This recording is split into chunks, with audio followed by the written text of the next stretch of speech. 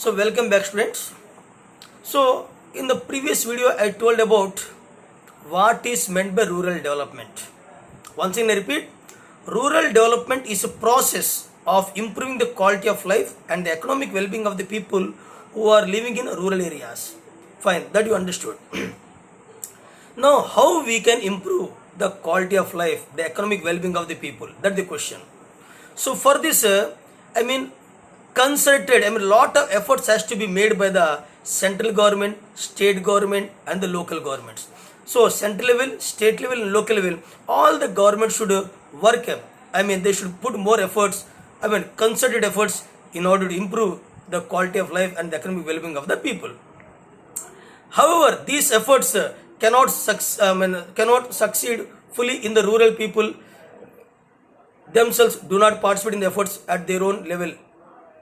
Unless and until the rural area people will participate in all this program will not be successful. Though the central government, state government, and local government, though they are making all their concerted efforts, though they make their concerted efforts to improve the quality of life, economic well-being, but this is possible only when the rural area people will actively participate in this efforts which are made by the government. Government efforts need to be adequately supplemented by direct and indirect involvement of people at the grassroots level. People should involve in all the government efforts. Whatever efforts are made by the government, in all those governmental efforts, people should participate. Then only this rural development is possible. For this purpose, the government of India introduced Community Development Program in 1952, CDP, Community Development Program. This program was launched by the government of India in 1952. So this was an important landmark. The launching of Community Development Program in 1952 is an important landmark, in the history of rural development. CDP, Community Development Program, is one of the important programs which is meant for what? Rural development. It was launched in 1952. This program underwent many changes and was handled by different ministries. The CDP program, Community Development Program, CDP, Community Development Program, which was started in 1952, it went several changes. It was underwent several changes and it was passed under many, or it was handled by many ministries. Different ministries handled this program. In October 1974, the Department of Rural Development came to existence. I repeat, in October 1974, the Department of Rural Development came to existence as a part of Ministry of Food and Agriculture. Again in 1991, the department was upgraded to Ministry of Rural Development, That means here CDP is one program. Similarly, Department of Rural Development another one. Similarly, in 1991, that is what Ministry of Rural Development. These are some of the departments that worked for the development of rural areas or upliftment of rural areas. Now we are moving to another topic that is called challenges of rural development. What are the problems that are coming in the middle of rural development? What are the challenges that are coming in the middle of rural development? Here challenges means what? Problems. I'll read the challenges, you try to understand. The challenges of rural development requiring early and urgent attention in rural India as follows. Actually, there are several challenges are there. There are several problems are there in achieving rural development. And these challenges should be immediately addressed, immediately checked. These challenges should be immediately checked. I repeat, the following are the challenges of rural development which require early and urgent attention in rural India are as follows. Number 1. Land reforms to ensure that the land is taken from absentee landlordism and handed over to actual tiller of the soil and landless labor households. That means we should introduce meaningful land reforms in the rural areas. Or yes, we should implement meaningful land reforms. You know, most of the land in rural areas are concentrated in the hands of the landlords and jamidars. So what we have to do, what the government has to do, the government has to make some reforms, agricultural land reforms. Through these reforms, we have to collect the excessive land from the jamidars and the land and the landowners or jamidars, and we should give that excessive land to the landless farmers, small farmers, marginal farmers. These people should be given the land. I mean, tiller of the soil should be given the land. I repeat, land reforms to ensure that land is taken from absentee landlords and handed over to the actual tiller of the soil and landless labor households.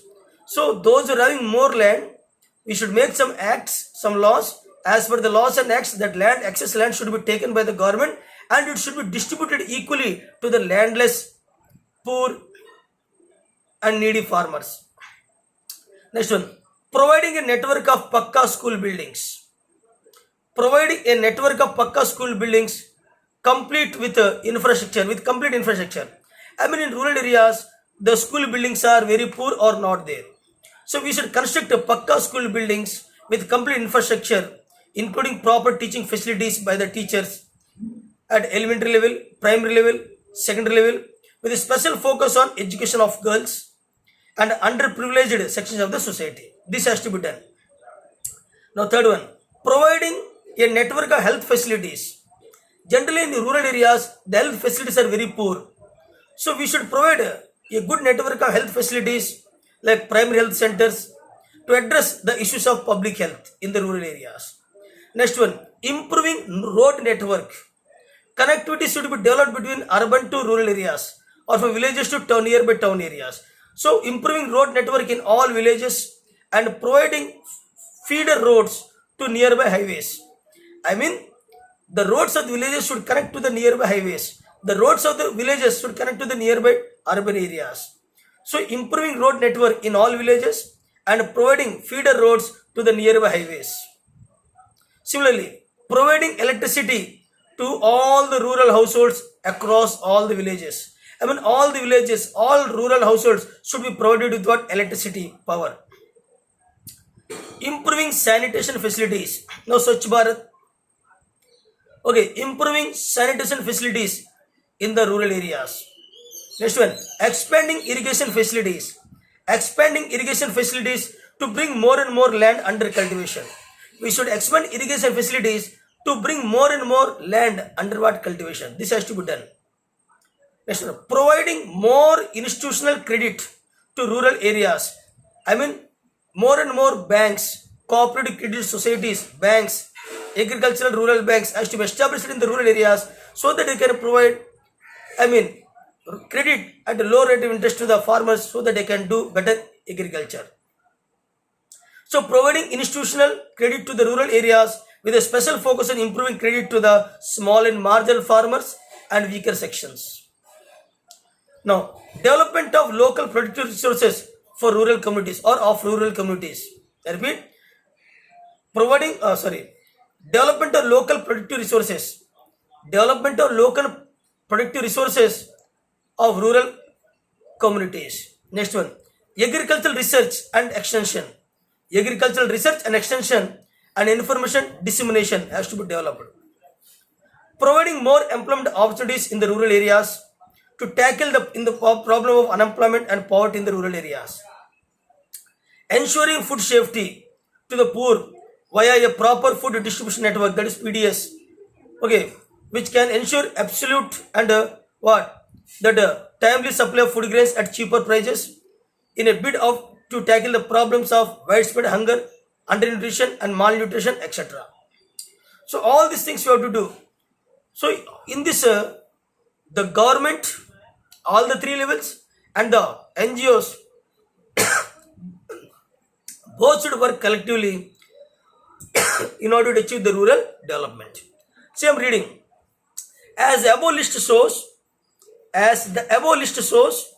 the task of rural development is stupendous and requires serious efforts from all institutions and persons engaged in the process at all levels. various steps has to be taken over the last years by the government in this direction.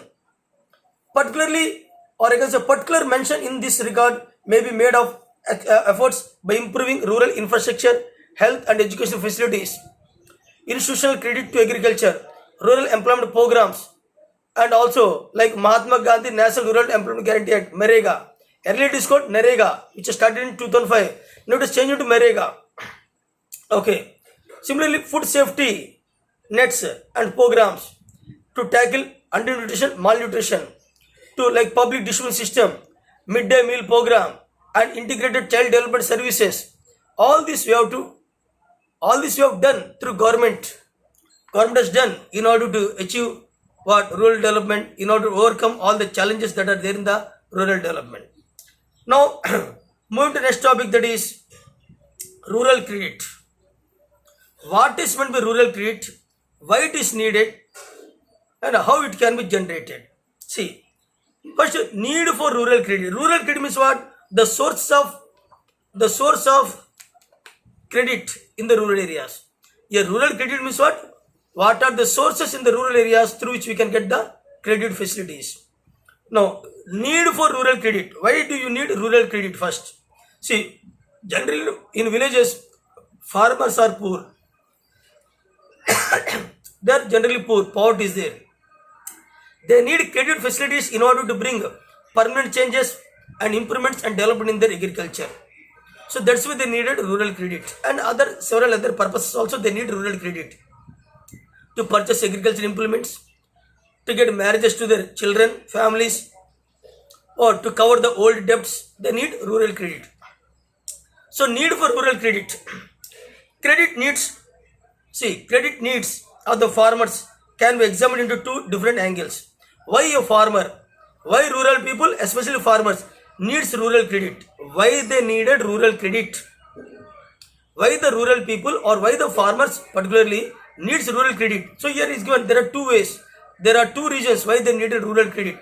Number one on the basis of time. Second, on the basis of purpose. I repeat, need for rural credit. Credit needs of the farmers. Credit needs of the farmers can be examined from the two different angles. One is on the basis of time, and second is on the basis of purpose. Now first, on the basis of time. On the basis of time means what? So rural credit needs of the farmers can be classified into, again, on the basis of time I am telling. On the basis of time, again subdivided into three categories.